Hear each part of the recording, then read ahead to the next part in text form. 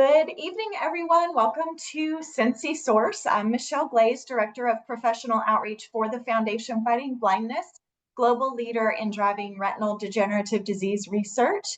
We're so excited to have you join Cincy Source this evening. We're going to kick things off with just a little welcome.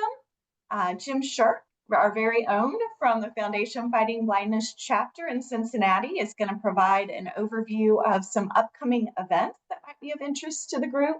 And then we will have a little question and answer period. After Jim is all finished, we will open up for our resource roundtable. And during the resource roundtable, we'll invite any participants to just take the spotlight. Feel free to introduce yourself, your organization, share any upcoming events or any updates that might be of interest to other Cincy Source team members. This session is being recorded and it will be placed on our Cincy Source page, which you can access by visiting fightingblindness.org. Click on the For Eye Care Professionals tab, and then you'll see a link to Foundation Forums. And Cincy Source, the webpage, will be listed under there. We will also share the recording and any other pertinent information from tonight's meeting with everyone that's affiliated with Cincy Source once we have the recording edited and ready. So I'll send that out so you'll have access to it that way as well. Just a reminder that we meet quarterly, and our next Cincy Source will be in October. We welcome you to, of course, hop on and join, but also share Cincy Source with others in your network who may have an interest in participating.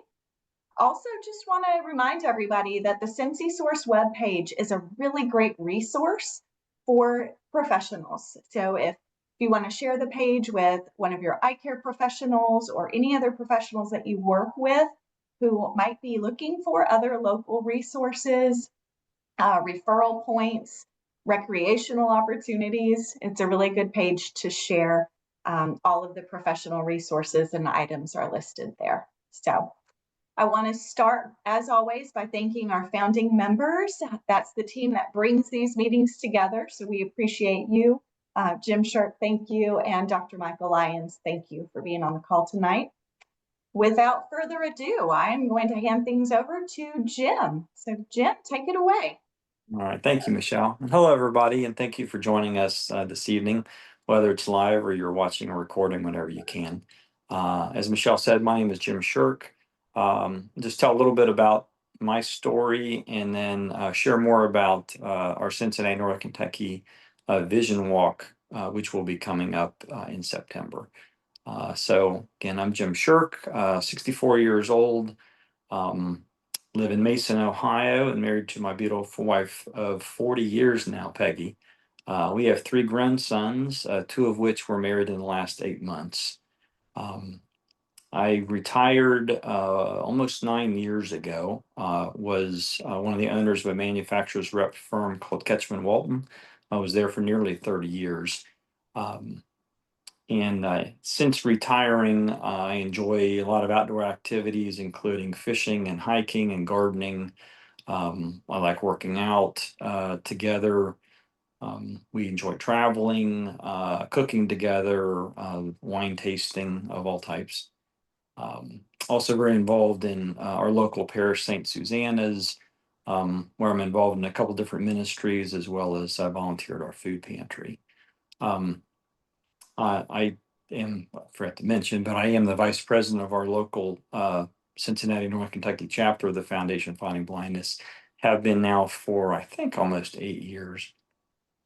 And I do have retinitis pigmentosa. Share a little bit about that journey, but I was diagnosed in the late 90s, kind of a fluke diagnosis. It was a result of helping out a cardiologist who was in the midst of doing a study for various cholesterol drugs and the effect on just general eye health. They needed patients for the study, and I said, sure, I'll do it. And as a result of the ophthalmologist looking at my eyes and not saying much, and then bringing another person in to look a little closer, and again, not saying much, I learned that I had an inherited retinal disease called retinitis pigmentosa. It was a bleak diagnosis that there's no cure or treatment. This will lead to blindness eventually, but we can't tell you when. But come back in a year and have a nice day. And sadly, that same experience is being repeated even today. Was not referred to any organizations or given any resource or anything else to help. So that's why I'm very passionate about our professional outreach effort and why that's important to newly diagnosed individuals. Several years later, we came upon the Foundation Fighting Blindness, attended a few meetings, went to a vision walk, and then probably 10 years ago, we started our own vision walk team, Team Blue Eyes. And since then, as I mentioned, I've gotten involved in leadership. I can say that our connection with our local chapter of FFB has been one of the best things that I've done. It's a great group of people. We all have obviously a very common and unique connection, but we have the ability to, kind of share and relate to one another. And we even have a text thread going on that occasionally some random thing will come up and a group of us was like, hey, has this ever happened to you? Or what do you do when this comes up? And so a lot of learning there getting together. But anyway, the real purpose for my presentation today is really to talk to you about Vision Walk. As most of you are aware, the crucial mission of the Foundation Fighting Blindness is to drive research to find cures and treatments for inherited retinal diseases like mine. As you might imagine, this costs money, costs a lot of money. And one of the things that local chapters around the country are able to do annually is to come together as a group, raise some additional funds, and just connect with one another. So the vision walks have been going on now for 20 years. On a national level, I think there have been walks in 34 cities, and a total of about $71 million has been raised. Locally, this is also our 20th anniversary, and I think to date we're a little bit over 1.6 million. So again, if you're considering going to a walk, what can you expect? So here's a few details. First of all, our walk this year will be Saturday, September 20th. It will again be held at the Theodore Berry Friendship Park. If you're not familiar, that is on Riverside Drive, just a little bit east of downtown Cincinnati, right next to the Montgomery and Boathouse. In fact, they actually share a parking lot. The park has recently been renovated, have not been there since, but I understand it's really beautiful, and we're looking forward to a great day there. Doors will open, or registration will begin about 9 a.m. We would encourage everyone to get there as early as possible. This year we're going to have live music, actually 2 different acts performing, a lot of activities for kids.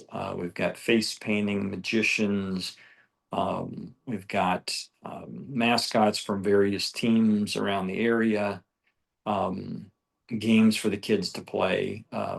People will come early, grab a cup of coffee or a bagel, and walk around, visit with one another, and visit with some of the booths from some of those that are presenting information that they have to share.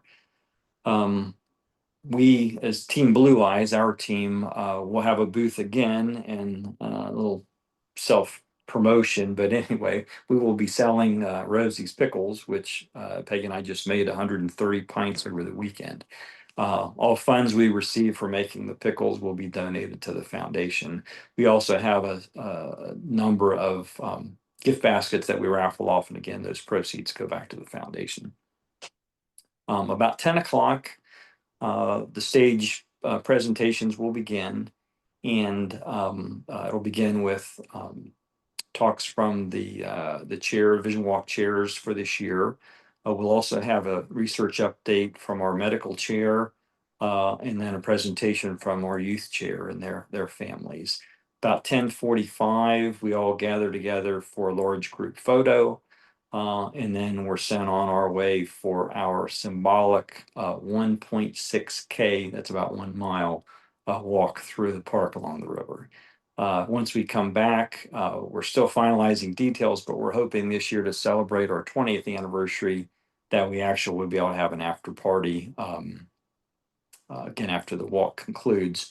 We've got a steel drum band that has offered to play with that as well. So anyway, so if you're considering or you're wondering like, well, why would I as a eye care professional want to come to a vision walk if you haven't yet? Let me lay out a few reasons why you might. From a practical standpoint, there's likely 400 or 500 or more people.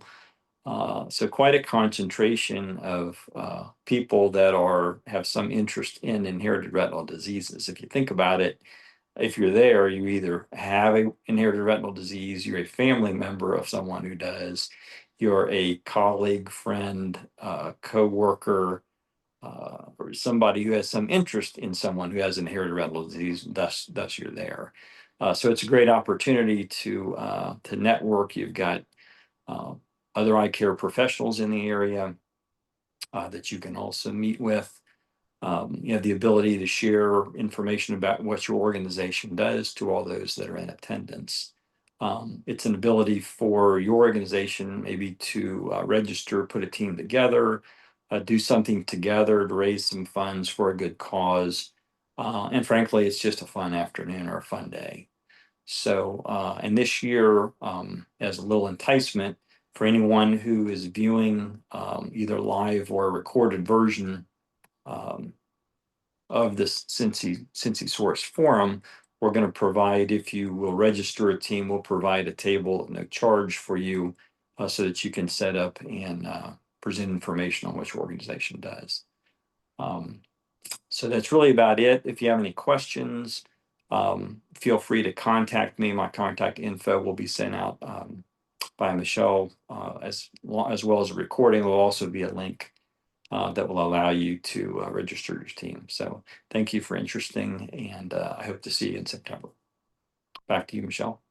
Yes, Jim, thank you. I've heard you present on a number of different things, but never Vision Walk, and you are always very eloquent in your speeches. So thank you for your dedication to the foundation and to Vision Walk and to Cincy Source.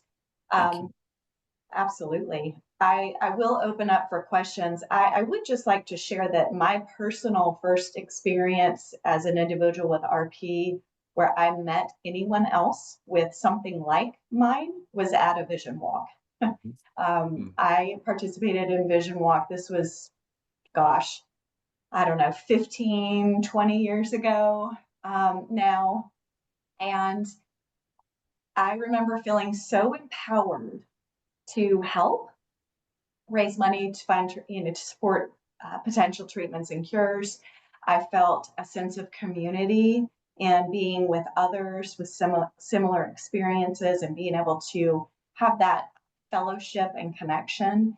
And it was a great opportunity for me to hear about, other organizations that were, support opportunities for me. Now, with more than 50 clinical trials underway for inherited retinal conditions and dry AMD, there's also going to be a lot of research and updates to report. So lots of good reasons to, to join the team for the 20th anniversary on September 20th. Very easy to remember that date. And of course, we'll send the information out. I will go ahead and pause and see if there are any questions before we move on.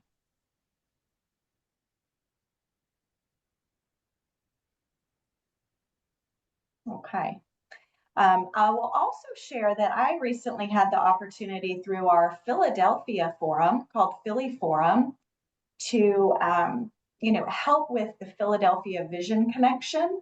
We invited many of our Philly Forum members to participate. It was a very lovely gathering, and we had several of our Philly Forum, members and affiliates participate and have a table and share their information. It was just really lovely. So encourage all of you Cincy Source folks to reach out and participate in that event.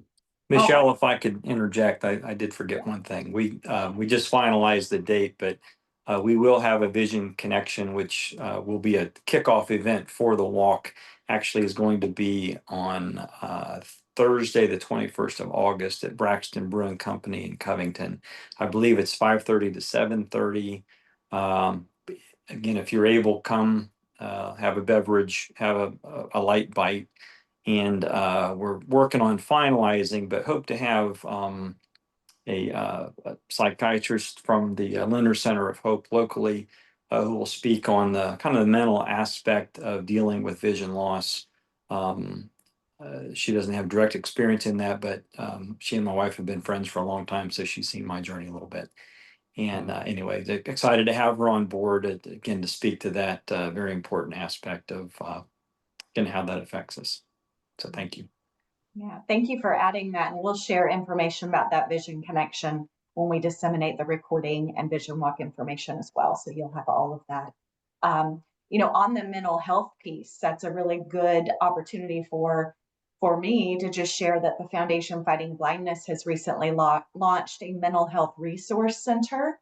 It's been a work in progress for a couple of years, and the foundation has partnered with a company called Alma. What we've done as an organization is really provided some focused training to mental health professionals within that group on working with individuals with vision loss.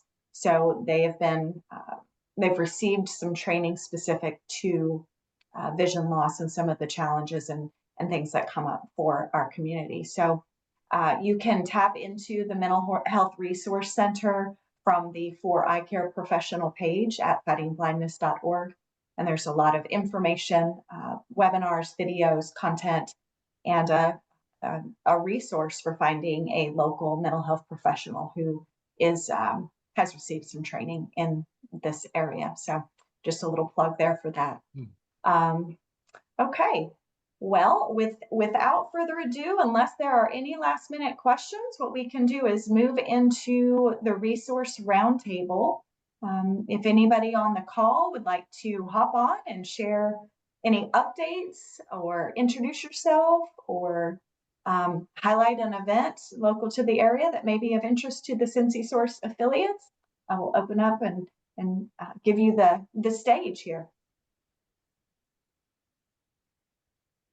Well, I'll go ahead and speak up, Michelle, if that's okay. Please, yes. Yeah, my name is Michael Lyons, and I am owner of Focal Point Eye Care, which is a local optometry business, actually located very closely to Jim. And Jim, I just want to say you're a tough act to follow. You did a great job speaking on everything, and in the past vision walks I've attended, they are a fantastic place to meet other people, like Michelle said, that are experiencing something similar to you, or maybe something completely different. But it's a powerful union of a lot of people coming from a lot of different places to join together on one day, and it's a very emotional experience for a lot of people. So thank you for bringing all that together, Jim. Thank you, Mike.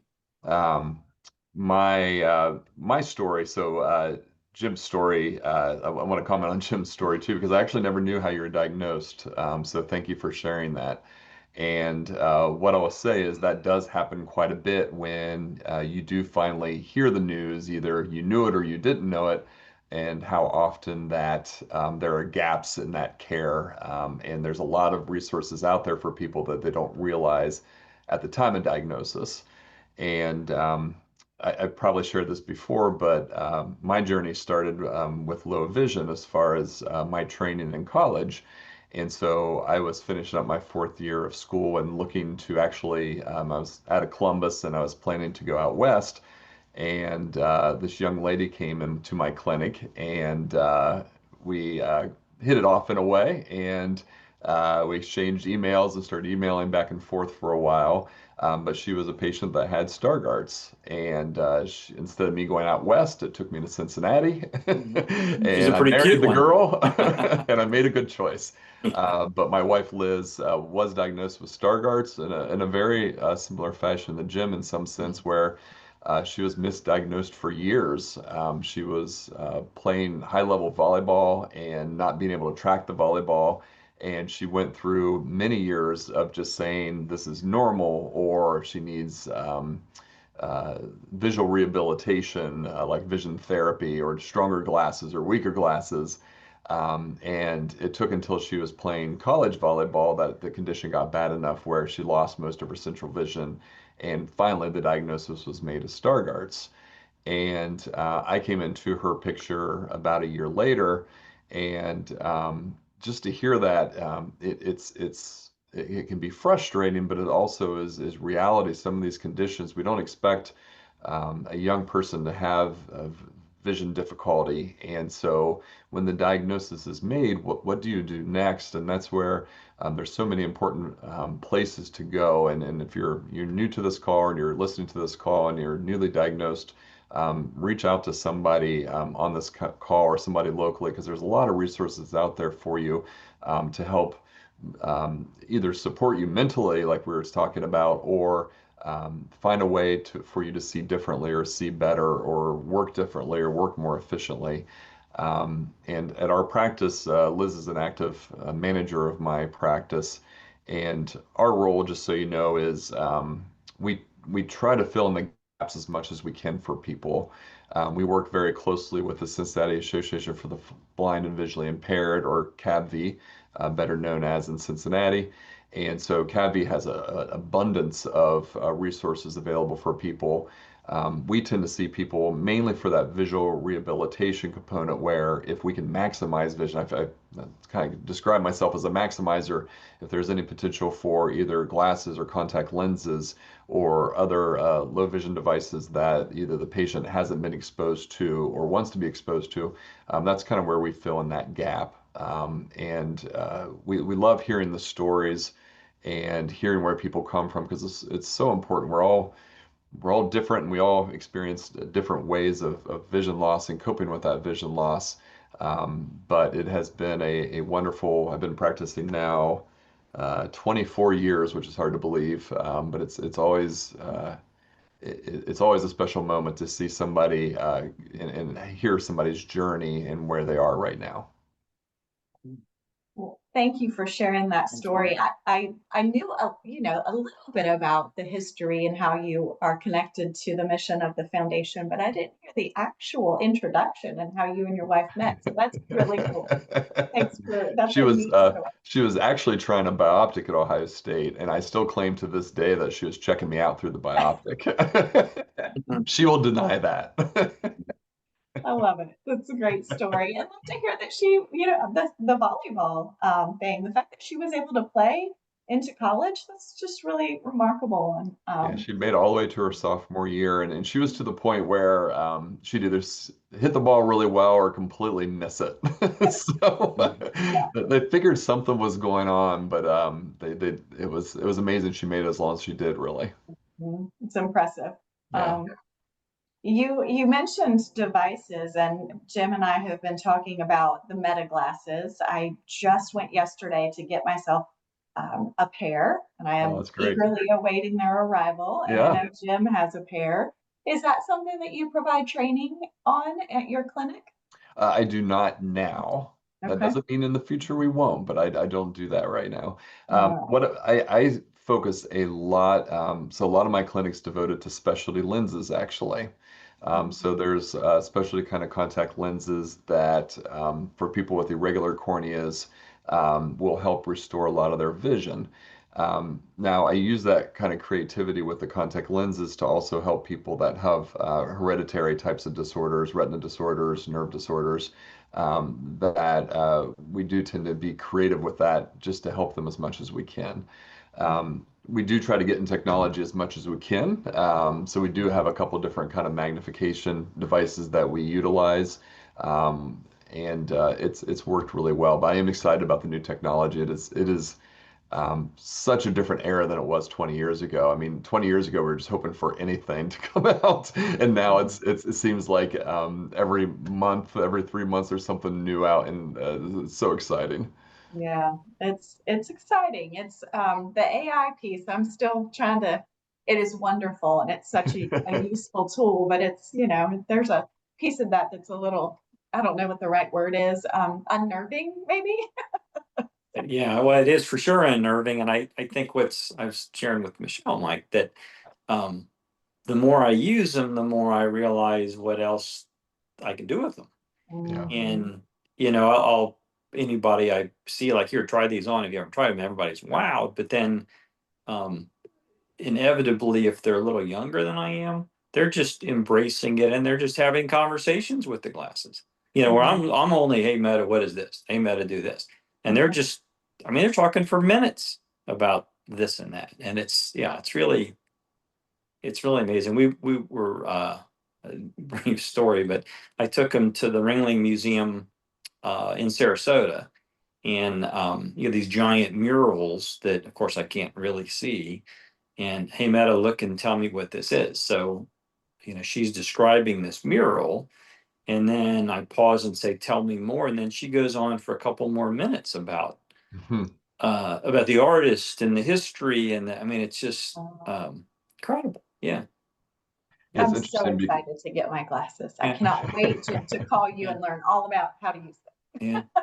Well, one of our major optometry meetings last year, the main focus was AI. I mean, Yeah. that was the culture of the meeting, and they were just saying how much AI is already incorporated to healthcare. Because I mean, I think most people feel the same way. They don't want their privacy to be released, and they, you know, there's a lot of unknowns of AI, but the reality is a lot of even the retina camera. So the retina camera is one of the big things, and so they're using retina camera technology. So cameras that we already have in existence in all of our offices, they're incorporating AI into it to help diagnose certain conditions. And the fact of the matter was, the cameras are doing such a better job at diagnosing than humans. Sure. So the cameras utilizing AI, and so now they're being incorporated throughout different kind of offices that don't have eye care even to help take pictures and image these patients and help make these diagnoses. So it is a pretty incredible thing that we're experiencing. Be interesting to see how it all unfolds.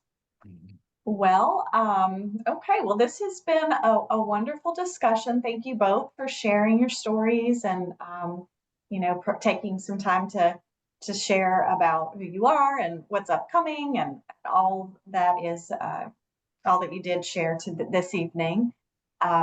Unless there are any additional questions, comments, or anybody on the call that I am not hearing, I'll pause for one more minute.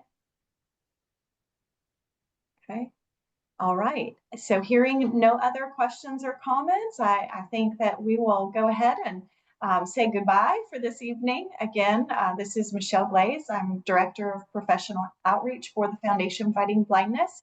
If you're interested in learning about all of the research underway, no-cost genetic testing, or other resources for eye care professionals, please visit our website, fightingblindness.org. There's a lot of information there. And we'd love to hear from you as well. So feel free to reach out and connect. We hope you'll be able to join us for our next Cincy source in October. Please keep an eye out for the recording, other information about Vision Walk, Vision Connection, and if there are any other events that we find may be of interest, we'll share that when we send out the recording as well. So thank you all for joining us this evening, and we'll see you on the next Cincy source. Thank you. Have a good Thanks, evening, Michelle. everyone.